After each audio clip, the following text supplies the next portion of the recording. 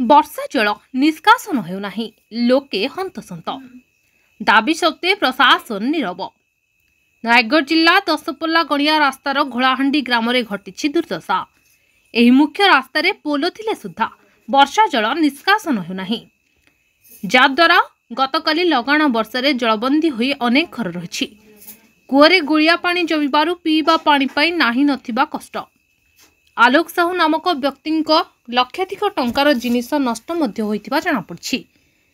तेबे रास्तार अपर पार्श्वटी को जैनिक व्यक्ति निजर जागा बोली ताकू आबद्ध करछंती। ए विषय रे ग्रामवासी तरफ प्रशासन को गत 11/6/2024 तारिखरे जणाइथि। अतिरिक्त तहसीलदार आसी लोकन को बुझासुझा करथिले और तहसीलदार को सह कथा होई तुरंत समाधान कराजिबो बोली मत रखिथिले। मात्र इति अवसर में 3 मास बीती जाइथिले मध्य कौनसी समाधान करा जाय नहीं। एने जनसाधारण ने असंतोष प्रकाश पाइछि। सुना जाउछि जे लोके जेसीबी द्वारा पोलो को भांगी देबाको आलोचना करुछंती।